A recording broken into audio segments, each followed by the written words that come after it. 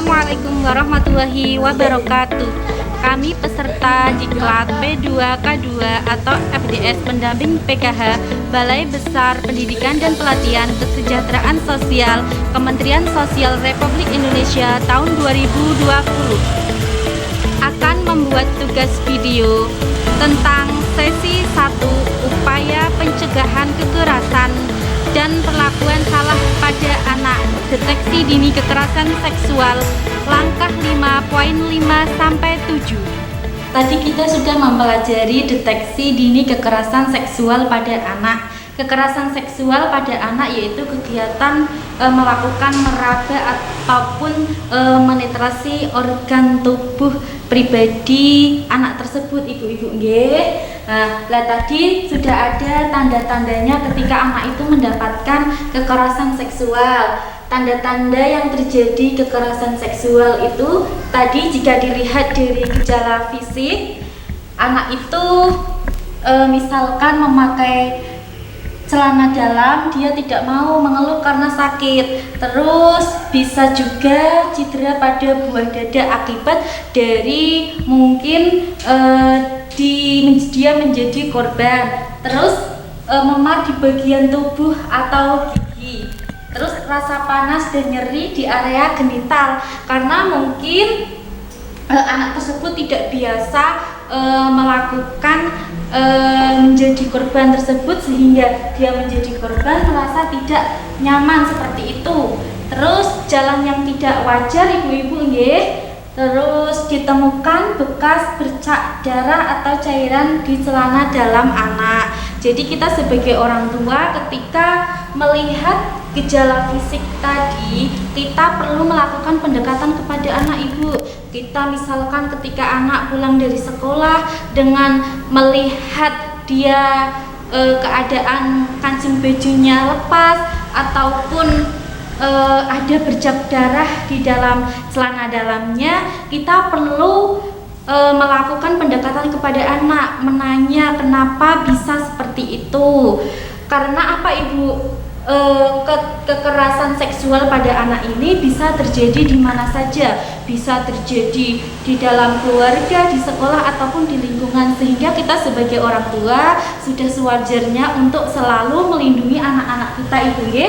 Terus yang kedua, apabila kita menemukan gejala psikis pada anak yang berupa ekspresi misalkan biasanya anak itu senang pulang sekolah. Nah, pulang sekolah sampai rumah anak itu masuk ke dalam kamar terus mengurung diri. Kita perlu patut curiga, ibu, kenapa sih anak kita seperti itu? Terus gejala yang kedua yaitu menunjukkan keluhan-keluhan fisik yang tidak dapat dijelaskan penyebabnya. Misalkan tadi, bu ya, sakit di bagian bagian yang sensitif seperti di pantat seperti itu. Terus ketika malam anak itu biasanya sulit tidur.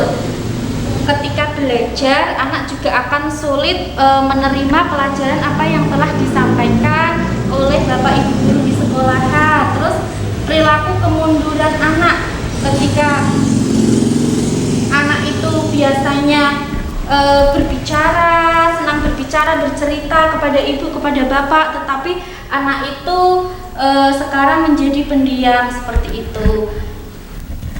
Apabila kita menemukan tanda-tanda yang ketiga yaitu tanda-tanda terjadi kekerasan seksual dilihat dari gerakan-gerakan yang tidak wajar, ibu.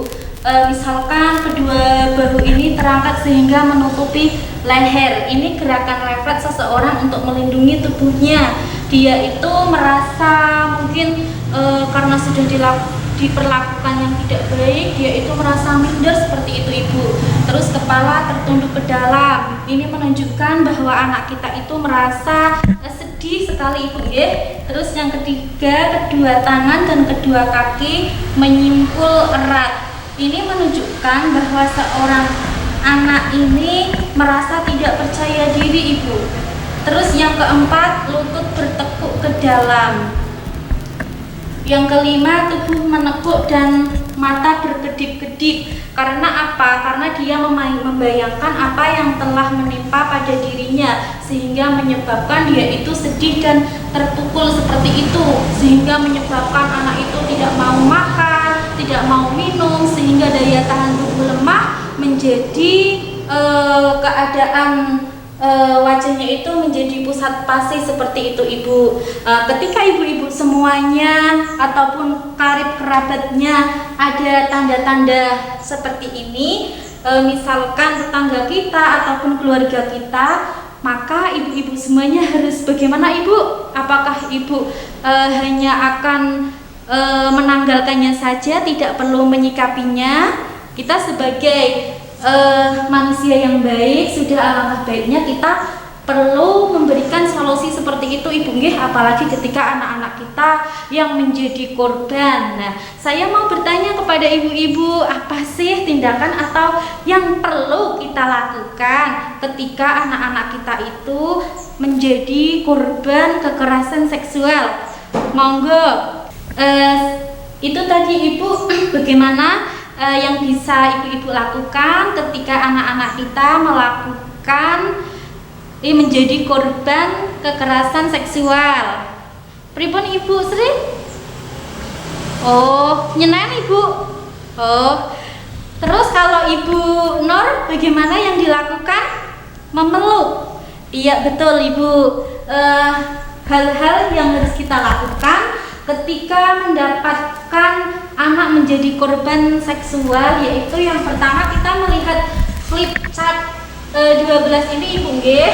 Yang pertama, kita sebagai orang tua harus bisa menahan emosi kita, Ibu. Sudah sewajarnya pasti ketika anak-anak kita mengalami korban seksual itu kita akan merasa sedih, kecewa, marah, tumpuk menjadi satu, Bu nggih. Apalagi ibu-ibu tidak perlu panik, ibu-ibu tidak perlu Ibu lari ke sana ke sini terus seperti orang gila, Bu nggih, tidak perlu, tetapi ibu harus memeluk anaknya secara erat-erat, kita berkomunikasi dengan baik. Misalkan kita menyampaikan kepada anak kita bahwa tidak ada satu orang pun yang menyakiti anak kita, kita akan selalu melindunginya seperti itu. Terus menjadi pendengar aktif tentang cerita dan pendapat anak tadi ketika anak sudah memberikan cerita apa yang telah dilakukannya, misalkan menjadi korban tersebut, kita perlu memeluk dia, mendengarkan, mengelus-elus pundaknya, Ibu nggih.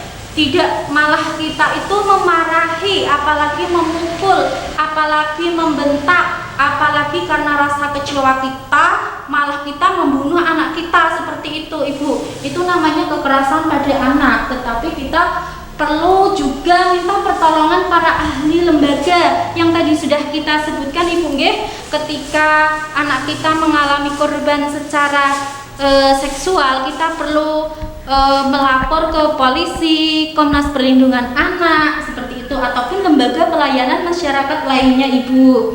Monggo ibu-ibu kita bersama-sama untuk melindungi, untuk membimbing anak-anak kita biar anak-anak kita itu tidak menjadi korban dari pelaku kejahatan seksual, karena kejahatan seksual itu bisa terjadi di mana-mana, Ibu, karena tidak mengenal lingkungan. Terkadang orang terdekat kita itu bisa menjadi pelaku kejahatan seksual, bisa jadi dari orang tua, pamannya, ataupun simbahnya, ataupun tetangganya itu sendiri. Jadi ibu-ibu jangan terlena ataupun ibu-ibu merasa percaya sepenuhnya, tetapi ibu-ibu perlu mengawasi anak sedari kecil sehingga tidak menjadi korban seksual.